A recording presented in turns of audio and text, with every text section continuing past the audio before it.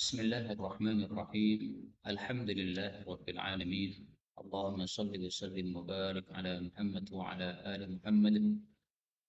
اللهم انفعنا بما علمتنا وعلمنا ما ينفعنا وزدنا علما وبارك لنا في علمنا وارزقنا الإخلاص في القول والعمل كاملا ونسألك اللهم علما نافعا لا ينسى وتوفيقا دائما وصحة ويقينا آمين يا رب العالمين.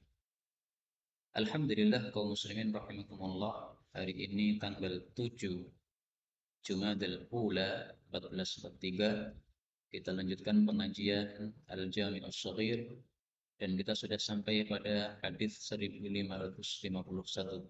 Ini masih hadis tentang doa-doa. فقال المؤلف رحمه الله تعالى ونفعنا به وبعلومه في الدارين آمين. قال رسول الله صلى الله عليه وسلم: اللهم ya Allah, Rabban nasi, wahai Rabbnya para manusia, mulhibal basi, yang melenyapkan bahaya atau penyakit, Ishfi, sembuhkanlah, antas syafi, engkaulah penyembuh. Jadi asyafi itu salah satu dari nama-nama Allah Subhanahu wa Ta'ala. La syafiya, tidak ada penyembuh illa anta, kecuali engkau. Ishfi syifaan, sembuhkanlah dengan satu kesembuhan. La yughadiru saqama, yang tidak meninggalkan penyakit. Hadis ini sahih riwayat Imam Bukhari. Ini hadis bicara tentang salah satu doa ketika kita sedang sakit atau ketika mendoakan orang sakit. Jadi kita sakit membaca doa ini bisa, kita menjenguk orang sakit membaca doa ini juga bisa. Apakah harus doa ini? Tidak, bebas. Doa bahasa Jawa boleh, bahasa Indonesia juga boleh. Karena ini bukan doa yang sifatnya tauqifi, ya, tapi bebas. 1552. Allahumma ya Allah, Rabbana wahai Rabb kami, atina, berikanlah kepada kami, fid dunya, di dunia, hasanah, kebaikan, wa fil akhirah, di akhirat, hasanah, juga kebaikan, wa qina, dan jagalah kami, adzabannar, dari siksa neraka. Hadis ini muttafaqun alaih, sehingga sahih pada peringkat yang pertama. Ini diriwayatkan dari Anas bin Malik. Nah, hadis lengkapnya, Anas mengatakan, doa yang paling sering dibaca oleh Nabi adalah doa ini. Karena itu doa ini sangat pantas untuk sering kita baca.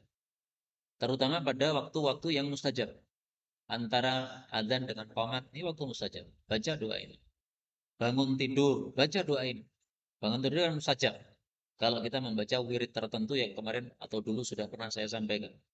Bangun tidur, baca wirid tersebut, baru kemudian Rabbana atina fid dunya hasanah wa fil akhirati hasanah. Doa ini disebut doa sapu jagat. Kenapa? Mencakup segala kebaikan dunia akhirat. Kata-kata fid dunya hasanah, kebaikan di dunia, ini jangan salah paham.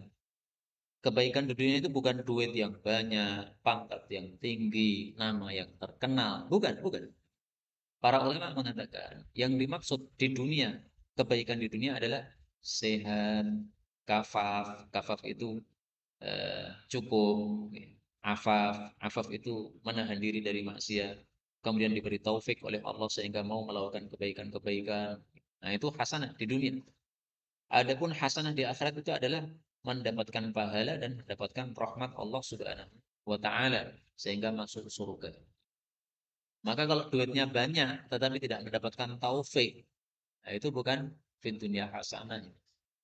Duitnya banyak silahkan, tetapi mendapatkan taufik dari Allah sehingga menggunakan duit itu untuk pahala yang menghantarkan ke surga.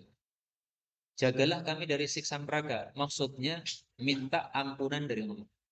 Karena masing-masing kita kan punya dosa. Dosa itu menyebabkan kita berhak masuk neraka. Nah, yang bisa menghalangi dari neraka apa? Ampunan Allah. Maka maksudnya jagalah kami, yaitu dengan sebab ampunanmu jagalah kami dari siksa neraka. 1553. Allahumma ya Allah, inni a'udzubika, sesungguhnya aku berlindung pada engkau, minal hammi, dari gelisah, wal huzni, dan susah. Apa bedanya gelisah dan susah? Gelisah itu untuk sesuatu yang akan datang. Susah itu untuk sesuatu yang sudah lewat. Kematian anak kemarin, itu namanya susah. Gelisah untuk sesuatu yang akan datang. Ya. Membayangkan sesuatu yang akan datang, yang akan menimpa kita. Itu gelisah. Ham. wal ajzi dan lemah, wal kasali dan malas, wal bukhli dan pelit, wal jubni dan penakut. Pelit dan penakut ini digabungkan. Kenapa? Biasanya berkaitan. Orang kalau penakut biasanya apa? Pelit. Kenapa?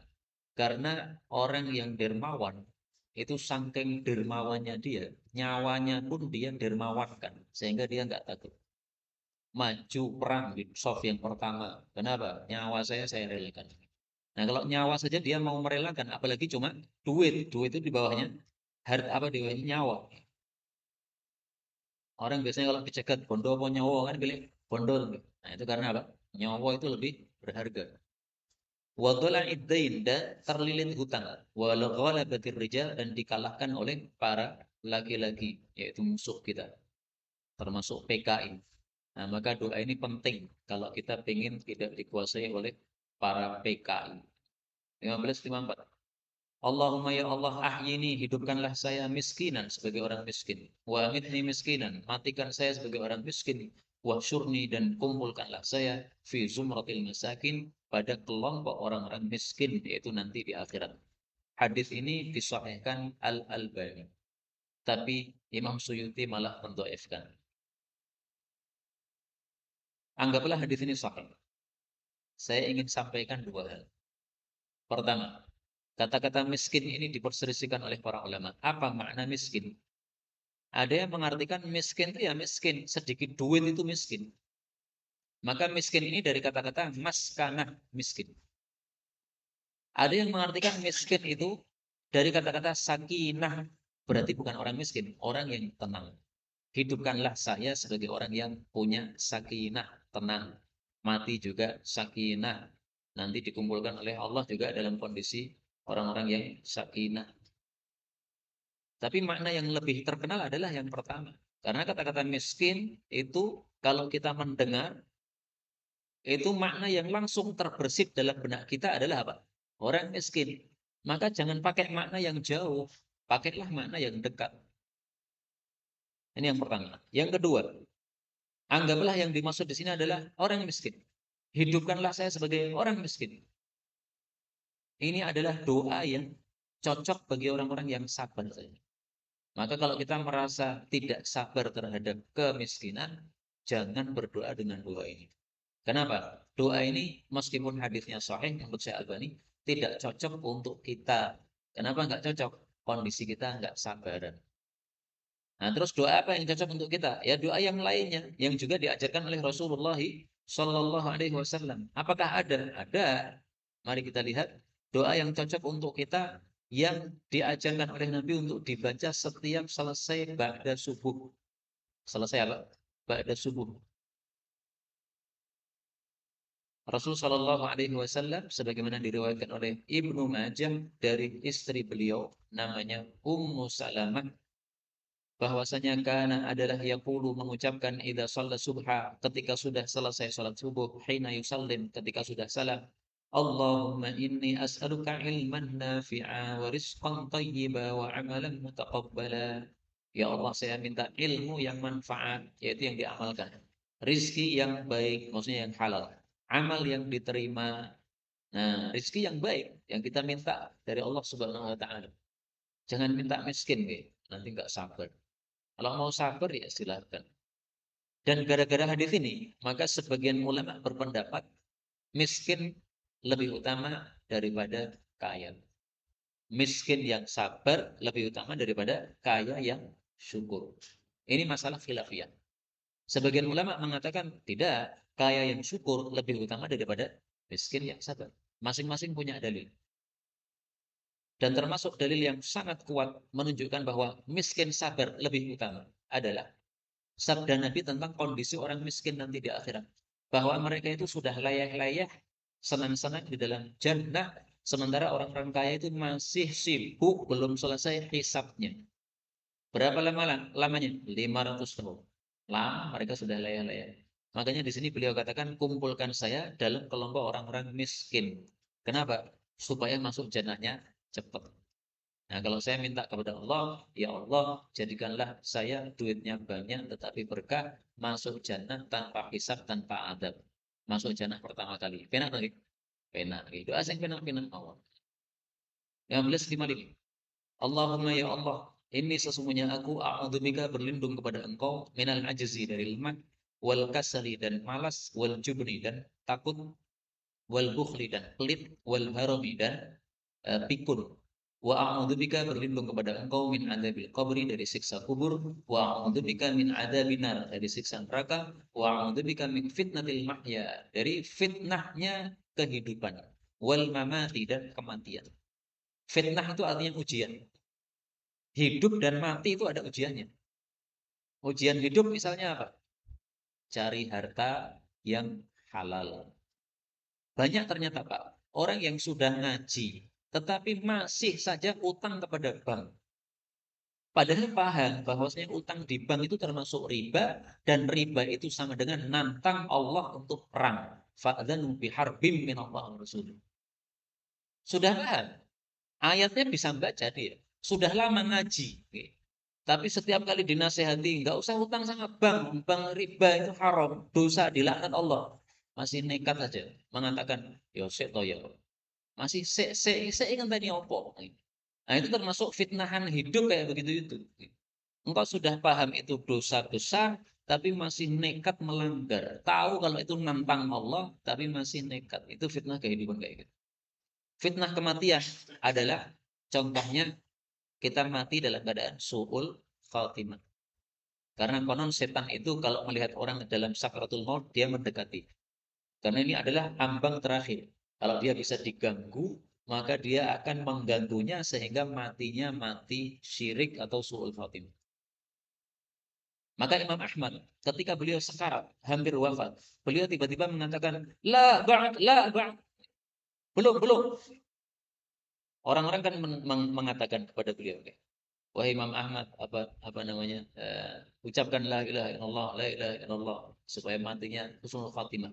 Nah, beliau malah mengatakan, belum, belum, belum.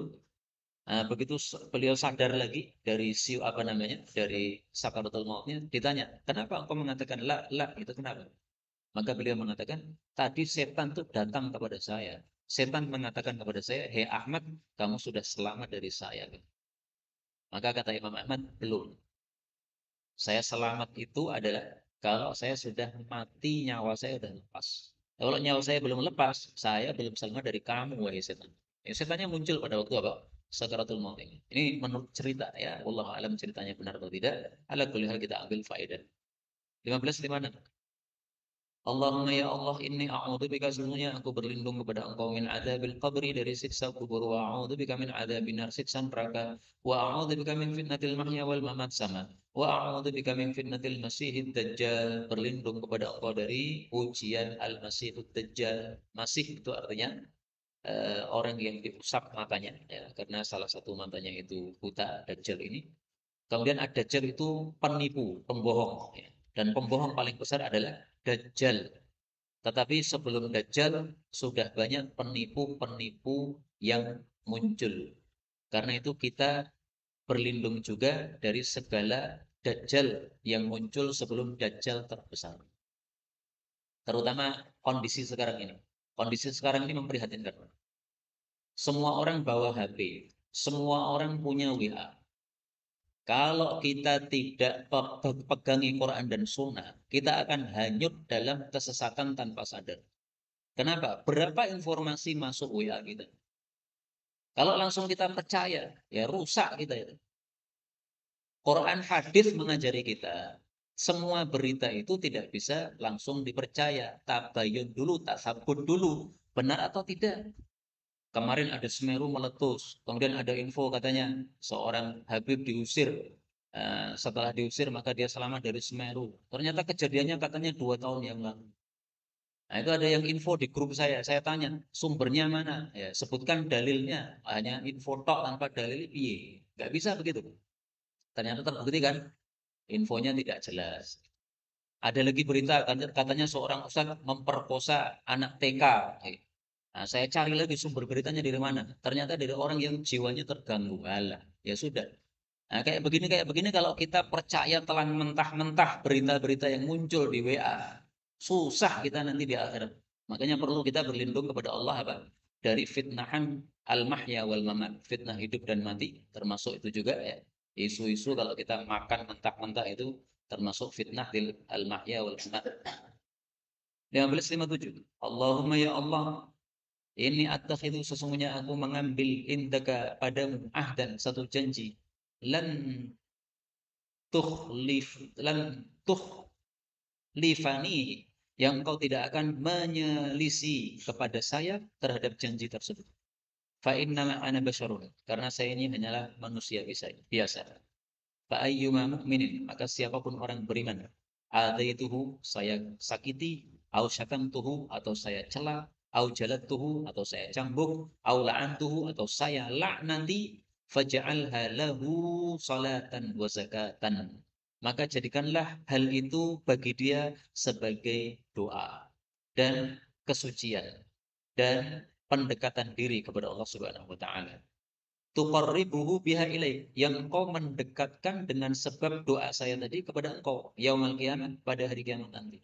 Hadis ini muttafaqun alaih. Jadi maksud Nabi begini, Nabi itu kan manusia biasa, kadang ya marah, kadang ya senang. Nah, maka Nabi minta janji kepada Allah, ya Allah, saya minta janji pada engkau. Siapapun sahabat-sahabat saya ini, orang-orang muslim yang baik ini kalau saya cela atau saya laknati atau saya sakiti dengan ucapan saya, itu tolong dijadikan sebaliknya. Malah jadi doa, malah jadi kesucian hati, apa kesucian jiwanya, malah jadi pendekatan diri kepada Allah. Nah, supaya jelas contohnya kayak apa? Contohnya kita temukan dalam Sahih Muslim. Ini doa jelek Nabi kepada seorang sahabat Nabi bernama Muawiyah. Waktu itu ceritanya, Ibnu Abbas masih anak-anak, main-main bersama anak-anak kecil. Rasulullah datang, maka Ibnu Abbas sembunyi di balik pintu. Mungkin karena takut atau wibawa sama Nabi ya, sehingga sembunyi. Maka Nabi datang kemudian memukul punggungnya Ibnu Abbas. Ya, seolah-olah mengatakan, kowe ndelik ngopo, golek malah ndelik. Kemudian Nabi mengatakan, "Idhab, pergilah wahai Ibnu Abbas, wad'u li Muawiyah, panggilkan kepada saya Muawiyah." Maka saya datang kepada Muawiyah, kemudian saya laporan kepada Nabi, dia masih makan. Maka kemudian beberapa saat lagi ya, disuruh lagi, ya pergilah lagi, panggillah Muawiyah. Saya datang lagi, ternyata masih makan. Jadi sampai 2 kali. Dipanggil masih makan terus. Maka Nabi mendoakan jelek, la asfa'allahu batnah, semoga Allah tidak pernah mengenyangkan perutnya Muawiyah. Artinya dia makan seberapapun piring, nggak akan kenyang. Nah, ini contoh doa jelek yang akan justru menjadi pendekatan diri kepada Allah nanti di hari kiamat. Ini jangan salah paham ya. Oh, berarti makan banyak itu bagus. Bukan. Makan banyak itu ya tercela. Jadi ini termasuk kekurangan Muawiyah radhiyallahu anhu.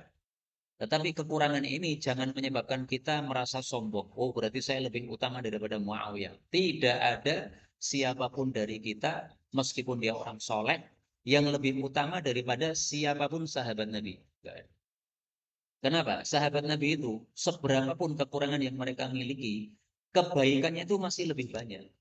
Kalau kita itu, seberapapun kesolehan yang kita miliki, kesalahan atau kekurangan kita itu masih banyak juga. Karena itu, jangan sampai dengan sebab cerita ini kita jadi menganggap lebih utama dari sahabat Nabi. Enggak mungkin. 1558. Allahumma ya Allah, inni a'udzubika, sesungguhnya aku berlindung kepada engkau, minal ajzi wal kasar, dari lemah dan malas, wal jubni wal bukhl, penakut dan bakhil, wal haram, pikun, wa adzabil qabr, wa fitnatid dajjal, sama semuanya. Allahumma ya Allah, ati nafsi, berikanlah kepada jiwaku taqwaha, ketakwaannya, wa zakkiha, sucikan dia, anta khairu man zakkaha, kau sebaik-baik zat yang bisa mensucikannya. Anta waliyuha, adalah walinya, wa maulaha, dan pengurusnya. Allahumma inni a'udzubika min ilmin la yanfa'. Ya Allah, sesungguhnya aku berlindung kepada engkau dari ilmu yang tidak manfaat. Ilmu tidak manfaat itu ilmu yang tidak diamalkan. Karena itu, di awal majelis seperti ini, seringkali saya memulai dengan doa, minta ilmu yang manfaat. Supaya kita ngaji begini tuh ada gunanya gitu. Karena banyak orang yang ngaji tapi nggak ada gunanya. Artinya yang sudah dia dengar tidak mempengaruhi atau mengubah kondisi keburukan dia menjadi baik. Nah, itu berarti nggak manfaat. Wa min qalbil la yakhsha, dari hati yang tidak khusyuk. Wa min nafsil la tashba', dari jiwa yang tidak pernah kenyang, tidak pernah puas. Wa min da'watin la yustajabu laha, dan dari doa yang tidak dikabulkan. Hadis ini sahih riwayat Muslim. 1559. Allahumma gfirli khati'ati, ya Allah, ampunilah untuk saya dosa-dosa saya, wa jahli dan kebodohan saya, wa israfi fi amri dan berlebihannya saya di dalam urusan saya, wa ma anta alam bihi minni, dan apapun yang engkau lebih paham terhadapnya daripada saya. Allahumma gfirli khata'i, ya Allah, ampuni untuk saya dosa saya yang tidak sengaja, wa amdi, dan yang sengaja, wa hazli, dan sendoguro saya, wa jiddi, dan sungguh-sungguhannya saya, wa kullu dzalika indi, dan semua itu ada pada saya. Ini namanya doa i'tiraf, doa pengakuan. Dan doa pengakuan itu adalah doanya para nabi. Nabi Adam membaca doa pengakuan, Rabbana dzalamna anfusana wa illam taghfir lana wa tarhamna lanakunanna minal khasirin. Nabi Yunus membaca doa pengakuan, La ilaha illa anta subhanaka inni kuntu minadh dhalimin. Nabi Muhammad sallallahu alaihi wasallam mengajarkan doa pengakuan. Ini contohnya, wa kullu dzalika indi. Semua dosa yang saya sebutkan itu ada pada saya. Allahumma ya Allah ighfirli, ampuni saya ma qaddamtu, apapun yang saya dahulukan, wa ma akhartu, dan apapun yang saya akhirkan. Maksudnya apa yang sudah lama saya lakukan dan apa yang baru-baru saya lakukan. Boleh juga ma akhartu, apa yang saya akhirkan itu maksudnya yang akan saya lakukan nanti. Wa ma asrartu, dan apa yang saya lakukan secara sir, wa ma alantu, dan apa yang saya lakukan secara terang-terangan. Antal muqaddim, engkaulah zat yang memajukan, wa antal muakhir, engkaulah zat yang mengakhirkan. Maksudnya apa? Ada orang yang baik, ini orangnya maju berarti. Ada orang yang buruk, itu berarti mundur. Nah, orang berbuat baik, orang berbuat jelek, itu siapa yang melakukan itu? Allah. Kita bangun malam, jam berapa? Jam 2. Itu berarti antal muqaddim. Engkaulah yang memajukan kita sehingga mau bangun jam 2. Kita bangunnya subuh. Azan terdengar, masih ngantuk berat. Masih ambil selimut.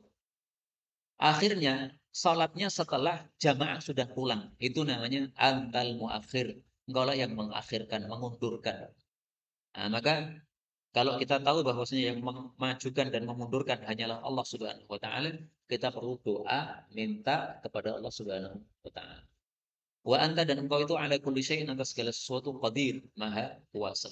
Hadis ini muttafaqun alaih, sahih pada peringkat yang pertama. 1560. Allahumma, insyaallah. Ini karena laptopnya baru, Pak. Jadi sering salah mencet. Mestinya saya pencet del, tapi yang pencet sebelahnya ini untuk mematikan laptopnya. Ini belum terbiasa nih. Dan ini semuanya bahasa Arabnya, susah saya ini. Ini berarti baru berapa ini? 23 menit lebih 11 detik. Baik, kita lanjutkan. 1560. Allahumma ya Allah, anta khalaqta nafsi. Engkaulah yang menciptakan jiwaku. Wa anta tawaffaha, dan engkaulah yang mewafatkannya. Ini asalnya tatawaffa. Laka, bagi engkau, mamatuha, kematiannya, wa mahyaha, dan kehidupannya. In ahyaidaha, kalau engkau menghidupkannya, fahfadha, maka jagalah dia. Wa in amaktaha, kalau engkau mematikannya, faghfirlah, maka ampunilah dia. Allahumma ya Allah, ini sesungguhnya aku as'aluka, minta pada engkau, al-afiyah, sejahtera. Sejahtera yaitu dalam hal dunia maupun dalam hal agama. Selamat dalam hal dunia maupun dalam hal agama. Jadi kita minta kepada Allah, kalau kita masih hidup itu supaya dijaga oleh Allah Subhanahu wa taala. Kalau kita mati, diampuni oleh Allah. Jadi orang hidup itu paling penting apa? Ihfadhah, dijaga Allah. Kalau nggak dijaga Allah, udah hancur, binasa, pelaku maksiat pasti. Kalau dijaga oleh Allah, nah, dia akan bisa mengerim dari perbuatan-perbuatan maksiat. Karena itulah orang-orang kalau mendoakan orang masih hidup biasanya apa? Hafidhullah. Semoga Allah menjaga dia. Kalau sudah mati didoakan ghafarahullah. Semoga Allah mengampuni dia, atau rahimahullah, Allah merahmati dia. Meskipun sebenarnya dibolak-balik enggak apa-apa. Orang masih hidup kita doakan rahimahullah, ya enggak apa-apa. Orang hidup perlu rahmat Allah.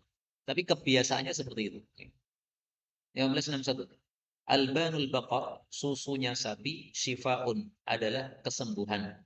Wasamnuha, dan gajitnya dawaun, obat. waluhumuha dan dagingnya daun penyakit. Hadis ini sahih. Hadis ini menghasut kita untuk minum susu. Bahkan dalam hadis yang lain Rasulullah mengatakan alaikum selalulah bi'an albanil baqar, minum susu sapi. Maka susu sapi itu bagus kalau kita rutinkan minumnya. Tidak harus setiap hari ya. Bisa sepekan sekali misalnya. Karena syifa sebagai obat atau kesembuhan. Kesembuhan dari apa? Para ulama mengatakan kesembuhan dari penyakit-penyakit hitam. Saya nggak paham penyakit hitam itu apa.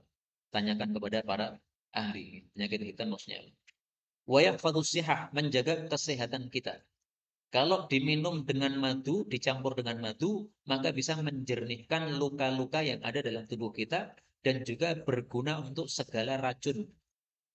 Racun itu contohnya sengat kalajengking, sengat ular.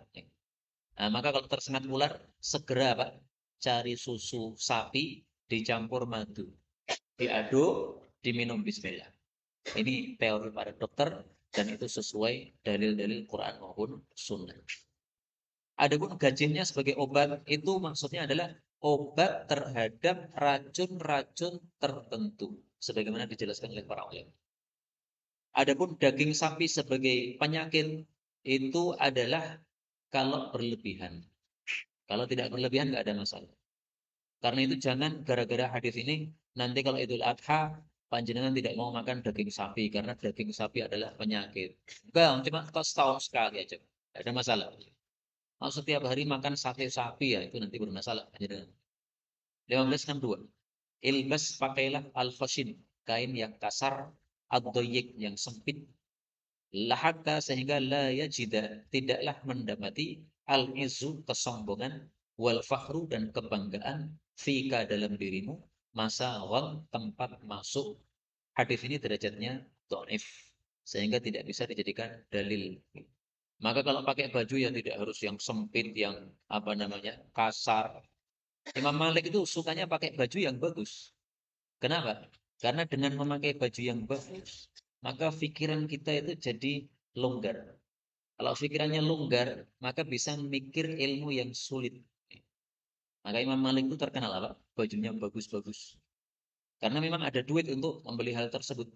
Karena itu kita membeli baju itu sesuai dengan kondisi kita saja. Kondisinya lagi susah, ya sudah beli yang murah-murah saja. Yang penting tidak mengganggu kalau kita pakai. Kalau duitnya cukup, jangan beli yang murah-murahan yang Anda kalau pakai kepanasan sehingga setiap saat keringatan terus. Ya, beli yang sesuai dengan kesehatan atau keperluan kita. Yang oleh nanti. Ilbasu pakailah asyabal bidho, baju-baju yang putih. Ini hukumnya sunnah. Fa'innaha karena sesungguhnya baju putih itu adharu lebih suci wa atyabu dan lebih baik. Kenapa? Karena baju putih itu menceritakan kepada kita setiap kotoran yang nempel padanya. Kalau baju hitam biasanya diam, nggak cerita-cerita. Padahal di situ ada telak, cecak dan sebagainya. Wa kafinu dan kafanilah fiha dalam baju putih mautakum orang-orang mati kalian. Mazhab Syafi'i mengatakan makruh hukumnya kafan dengan selain kain putih. Meskipun boleh. Jadi seandainya kain kafan orang Jawa jarik batik gimana? Boleh. Tapi hukumnya dalam mazhab Syafi'i apa? Makruh. Kemudian perintah memakai baju yang putih ini hukumnya sunnah, tidak wajib. Dan para ulama mengatakan haitsu la udhra, ketika tidak ada udzur. Tapi kalau ada udzur, maka boleh kita tidak memakai baju putih. Termasuk mohon maaf, saya termasuk orang yang tidak suka pakai baju putih. Kenapa? Ada udzurnya. Karena saya itu susah menghindari kotoran-kotoran. Sehingga saya khawatir memberatkan istri saya dalam mencuci baju. Maka rata-rata baju saya nggak putih. Baju putih hanya saya pakai satu hari dalam sepekan, yaitu hari Jumat saja. Ambuh nanti kalau istrinya empat, karena yang menyucikan banyak, mungkin pakai baju putih terus. Ini istrinya baru satu nih. 15 nampak. Iltamis carilah, walau meskipun khotaman cincin min hadidin, dari besi. Hadis ini muttafaqun alaih. Hadis ini ada sababul wurudnya, yaitu seorang sahabat Nabi yang sangat miskin sehingga dia tidak bisa memberikan mahar kepada calon istrinya. Dia mengatakan, ya Rasulullah, saya di rumah punya satu sarung saja. nanti sarungnya akan saya belah dua, separuhnya sebagai mahar, separuhnya saya pakai. Nah, Nabi mengatakan, sarung separuh yura iso dienggo kangkang. Carilah selain sarung, meskipun hanya cincin dari besi. Ini menunjukkan apa? Mahar itu tidak ada batas minimalnya. Sebagaimana tidak ada batas maksimalnya. Dalilnya apa? Bahwa mahar tidak ada batas maksimalnya. Dalil dalam Al-Quran. Allah Subhanahu wa taala mengatakan, "Wa ataitum ihdahunna qintara." Meskipun sudah kamu berikan kepada istrimu satu kintor, kintor itu harta yang sangat banyak, nggak bisa dihitung saking banyaknya. Fala ta'khudhu minhu syai'a. Jangan kamu ambil kalau sudah kamu berikan sebagai mahar. Nggak boleh diambil, ditarik lagi itu nggak boleh. Gara-gara cekcok kemudian apa? Maharnya disaut lagi, nggak boleh. Atau gara-gara apa? Diceraikan, nah, setelah itu diambil sebagian maharnya, nggak bisa. Nah, maka di sini cincin besi ini menurut para ulama itu adalah ghayatul qillah. Itu harga yang sangat murah. Maka menunjukkan bahwa tidak ada batas minimalnya. Karena itu pendapat Imam Malik dan pendapat Abu Hanifah tertolak dengan hadis ini. Imam Malik mengatakan minimal mahar harus yaitu yang apa namanya nisabnya potong tangan kalau mencuri, yaitu setengah apa seperempat dinar. Satu dinar sekarang sekitar 4 juta. Nah, berarti sekitar 1 juta minimalnya mahar menurut Imam Malik. Itu tidak benar. Mahar 100.000 nggak apa-apa. Bahkan ada teman saya itu maharnya nopo? Kitab tur fotokopian. Meskipun dalam hati saya yang batin. Mahar fotokopian tok kangkang. Mahar yang ya kitab sing apik. Sakit bojomu. Nilainya apa? Kitab fotokopian. Tapi dia mau ya nggak apa-apa. Tapi seandainya saya itu tidak akan berikan apa? Kitab kok fotokopian, apalagi kitab bekas nih. Kita pun nonton jendelane akeh untuk mahar sakit. Imam Abu Hanifah mengatakan mahar itu minimalnya 10 dirham.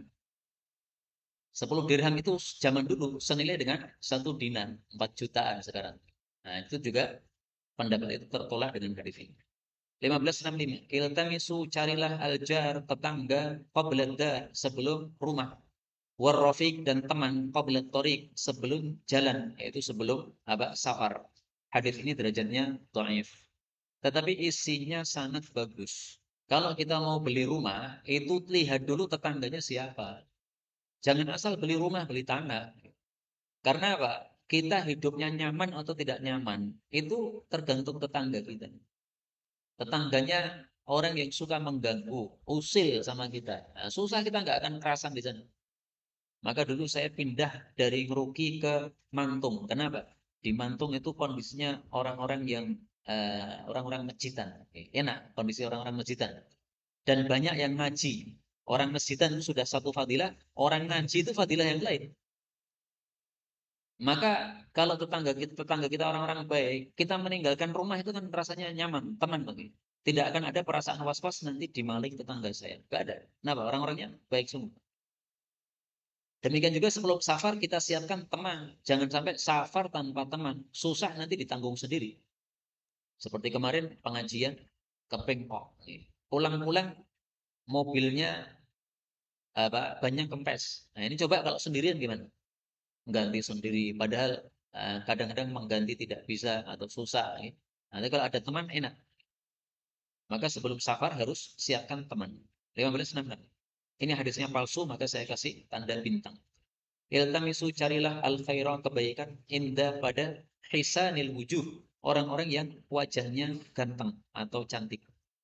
Artinya orang-orang yang wajahnya ganteng atau cantik itu biasanya orang-orang yang baik hati. Tapi ini hadisnya palsu kata Syalbani. Bahkan kita lihat sebaliknya. Orang tatonan, wajahnya ngeri, rambutnya gondrong. Ternyata baik hati. Ada cerita-cerita seperti itu. Salah satunya teman saya di Jogja. Malam-malam pedalnya jatuh. Masih ontel zaman dulu kala. Ada anak-anak yang apa namanya gitar-gitar itu lari mereka mendekati dia. Dia udah siap-siap bogem karena apa? Mengira akan dipompas atau dirampok gitu. Karena itu malam hari jam 12 atau jam berapa gitu. Ternyata mereka mengatakan, ada apa Pak? Ada dibantu apa Pak? Masya Allah. Dia langsung merubah apa namanya perasaannya. Mulai sekarang saya tidak boleh suudzon kepada siapapun. Orang zahirnya jelek, ternyata baik hati. Bisa seperti itu. 1567. Iltamisu carilah rizki bin nikah, dengan nikah. Hadis ini memang derajatnya dhaif, tetapi maknanya sahih. Bahwasanya orang yang menikah akan diberi rezeki oleh Allah Subhanahu wa taala. Dalilnya apa? Dalam Al-Qur'an. Allah Subhanahu wa taala mengatakan, "Iyakunu fuqara'a yughnihimullahu min fadlih." Surah An-Nur ayat yang ke-32. Kalau mereka itu fakir, Allah akan mencukupi mereka dari karunia.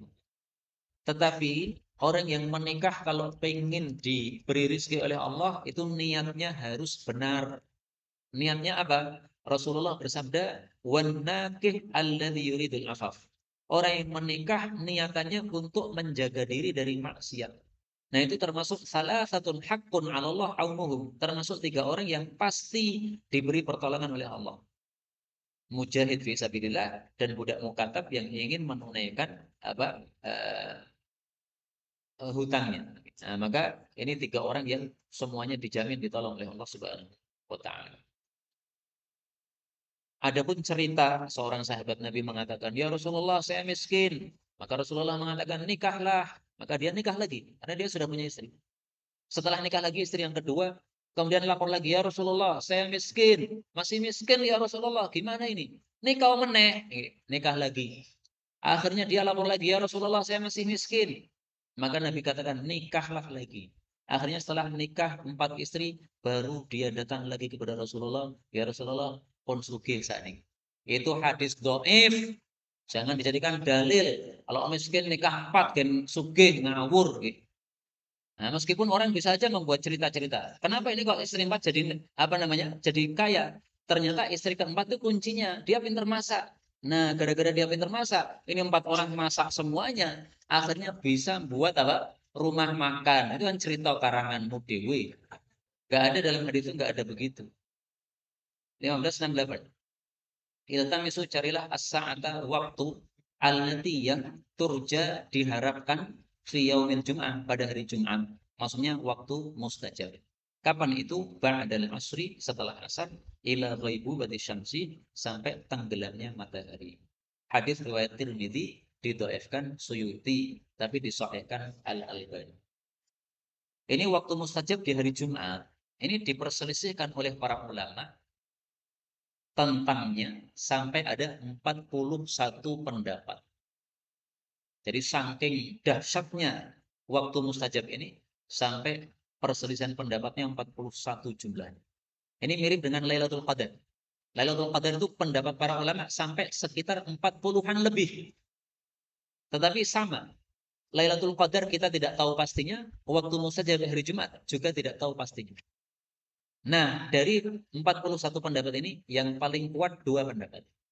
Pertama, bahwasanya waktu tersebut adalah akhir dari ba'da asar, akhir waktu dari ba'da asar, karena ba'da asar sampai maghrib itu kan panjang gitu. Nah, itu akhir waktunya.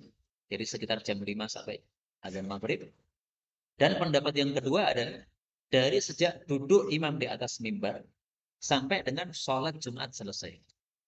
Tapi bukan berarti itu semuanya waktu mustajab, bukan. Waktunya hanya sebentar. Mungkin hanya 1 menit atau 5 menit. Nah, kalau kita bertepatan dengan waktu tersebut, doa kita mustajab. Karena itu, apapun kesempatan yang sudah saya sebutkan dari waktu-waktu ini, gunakanlah. Imam duduk di atas mimbar, kemudian muadzin adzan kan. Nah, sambil kita menerukan adzan itu sambil doa. Kenapa? Bisa jadi waktu mustajabnya pas adzan tersebut. Kemudian imam istirahat dari khutbah pertama, duduk istirahat. Ambil kesempatan itu untuk doa. Kenapa? Bisa jadi doa mustajabnya waktu tersebut. Kemudian imam selesai dari khutbah, turun dari mimbar, gunakan untuk doa. Barangkali mustajabnya pada waktu tersebut. Karena apa? Selesainya itu sampai akhir sholat Jumat. Kita lanjutkan 1569. Iltamisu carilah Lailatul Qadar fi arba'in wa ishrin, pada malam 24. Berarti malam genap lagi. Hadis ini derajatnya dhaif.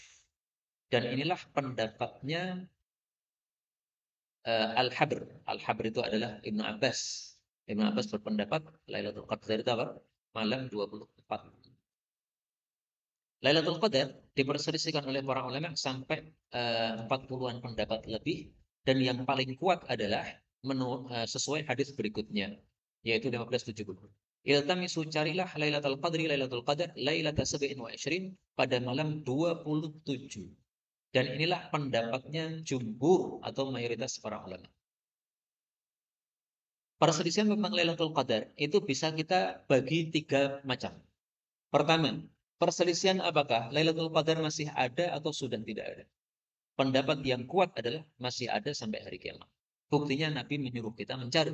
Kalau sudah tidak ada, ngapain disuruh cari? Masalah yang kedua, kapan Lailatul Qadar? Diperselisihkan. Paling kuat adalah malam 27, dan ini pendapat mayoritas para ulama. Kalau Imam Syafi'i memilih malam 21 atau malam 23. Kenapa? Kata beliau, hadisnya paling sahih. Kemudian perselisihan yang ketiga adalah, apakah Lailatul Qadar itu berada pada satu malam tertentu ataukah pindah-pindah? Nah, pendapat mayoritas ulama, Lailatul Qadar itu pindah-pindah. Pada tahun ini adalah malam 27, tahun besok malam 21, misalnya. Karena itu pada bulan Ramadan, mulai malam 21 sampai malam terakhir, hendaklah kita sungguh-sungguh ibadah. Kenapa? Karena hadis berikutnya, 1571. Iltamisu, carilah Lailatul Qadar, akhir lailatin, pada malam yang terakhir, min Ramadan, dari bulan Ramadan. Malam terakhir, berarti bisa malam 29, bisa malam 30. Karena Ramadan itu bisa 29 hari, bisa 30 hari. Hadis ini disahihkan Al-Albani. Dan akhir malam Ramadan ini menunjukkan bahwa Lailatul Qadar itu tidak harus malam ganjil. Kenapa? Karena kalau Ramadannya 30, berarti malam terakhir adalah malam 30. Itu malam genap. Maka salah kalau dikatakan Lailatul Qadar harus malam ganjil. Enggak. Yang benar adalah malam Lailatul Qadar itu lebih diharapkan malam ganjil. Bukan harus, bukan, tapi lebih diharapkan. 1572. Al-hidu, buatlah liang lahat, wala tasukku, jangan membuat liang karas. Fa innal lahda, karena liang lahat itu lana, untuk kita, yaitu umat Nabi Muhammad SAW. Wasyakku, adapun liang karas itu li ghairina, untuk selain kita, yaitu umat-umat terdahulu. Jadi li ghairina ini maksudnya apa? Umat terdahulu. Bukan berarti non muslim, bukan. Hadis ini dhaif. Tetapi meskipun dhaif, dikuatkan oleh hadis-hadis yang semisal, sehingga maknanya sahih. Bahwasanya liang lahat itu lebih utama daripada liang karas. Apa bedanya lahat sama karas? Liang karas itu adalah liang kubur yang bagian tengahnya kubur. Setelah diduduk, kemudian bagian bawahnya itu diduduk lagi bagian tengahnya untuk dimasukkan jenazah pada lubang tersebut. Nah, kalau di tengahnya kuburan itu namanya karas atau syak nih. Tapi kalau di pinggirnya dinding kuburan, bagian baratnya kalau di Indonesia, maka itu adalah liang lahat. Liang lahat lebih utama. Tapi sepakat para ulama, dua-duanya boleh. Sehingga seandainya kita perlu membuatnya karas. Kenapa? Ini tanahnya mudah longsor. Kalau dibuat lahat nanti longsor. Malah jenazahnya keburuan tanah. Nah, jangan buat karas. Jangan buat lahat. Buatlah karas. Jadi liang lahat lebih utama itu kalau kondisinya memungkinkan. Kalau kondisinya tidak memungkinkan, maka liang lahat tidak lebih utama. Kenapa? Malah madharat. 1573. Ulhida, telah dibikin liang lahat li Adam, untuk Nabi Adam. Wa ghusila, dan dia dicuci, dimandikan, bil ma'i, dengan air, witron, dengan bilangan ganjil. Faqalatil malaikah, maka malaikat berkata, maksudnya berkata sesama mereka, hadhihi sunnatu waladi Adam, inilah sunnah untuk anak-anak Nabi Adam mim ba'dih, setelah beliau wafat nanti. Hadis ini dhaif. Dan ini bisa jadi termasuk apa?